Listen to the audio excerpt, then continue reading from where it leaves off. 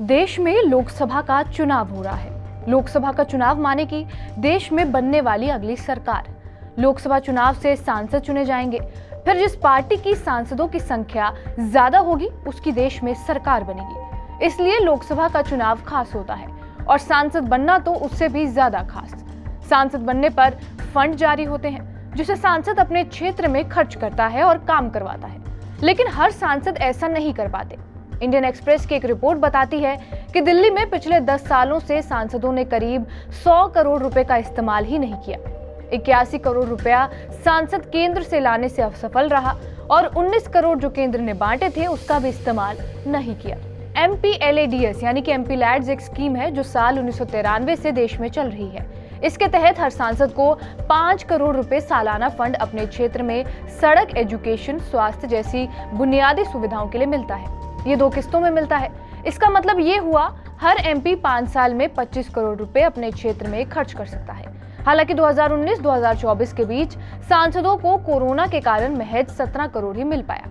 पिछले 10 साल से दिल्ली के सभी 7 सांसद बीजेपी के ही हैं। सांसदों के फंड के बारे में अगर और जानना है तो चलना होगा सालों पीछे। बात 1993 की है। देश में नरसिम्हा राव की सरकार थी। उस वक्त सांसदों को अपने क्षेत्र के विकास के लिए 1 करोड़ रुपए सालाना फंड मिलते थे। कुछ साल बाद इस फंड को बढ़ाकर 2 करोड़ रुपए और फिर 2011-12 में मनमोहन सिंह की सरकार में इसकी राशि बढ़ाकर 5 करोड़ रुपए कर दिया गया।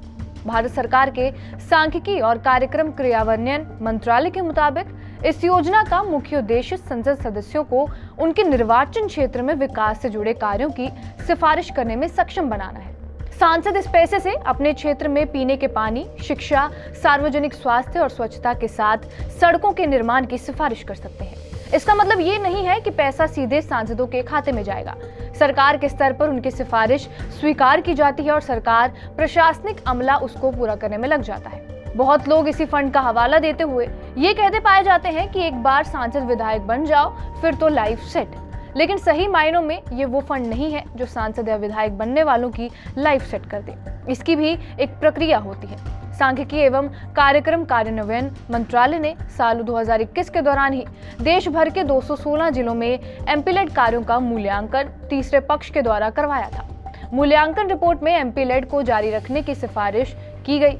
बयान के मुताबिक इस योजना की शुरुआत से लेकर अब तक कुल 19.86 लाख से ज्यादा परियोजनाएं पूरी की जा चुकी हैं, जिन पर 94,171 करोड़ रुपए की वित्तीय लागत लगी है। अब क्या प्रक्रिया है आपको वो भी समझा देते हैं। केंद्र सांसद निधि का पैसा जिला प्रशासन को भेजता है। सांसद जिला प्रशासन के पास पहुंचते हैं और ये बताते हैं कि सांसद निधि से हमें इस प्रोजेक्ट में पैसा खर्च करना है। उसके बाद जिला प्रशासन सांख्यिकी मंत्रालय को पूरा प्लान भेजता है ताकि वहां से फंड रिलीज हो सके। इसमें ध्यान देने वाली बात यह है कि सांसद निधि के फंड तभी रिलीज होते हैं जब कोई सांसद इसके लिए डिमांड करे। फंड आने के बाद ही जिला प्रशासन इस काम में लग जाता है। सभी सांसदों के पास मंत्रालय में एक अकाउंट होता है जिससे कि वो किसी प्रोजेक्ट पर नजर रख सकते हैं। सांसदों को महीने में प्रोजेक्ट के प्रोग्रेस रिपोर्ट भी दिए जाते हैं। अगर MP काम के लिए अनुशंसा करता है और जिला प्रशासन इसे पूरा नहीं कर पाता तो सांसद निधि के बचे पैसे अगले फाइनेंशियल ईयर में ट्रांसफर हो जाते हैं। सांसद निधि के पैसे कभी भी लैप्स नहीं करते। बहरहाल आपका इस वीडियो पर क्या कुछ कहना है हमें कमेंट बॉक्स में जरूर बताएं। बाकी देश और दुनिया की तमाम बड़ी खबरों के लिए बने रहिए हमारे साथ TV9 डिजिटल पर।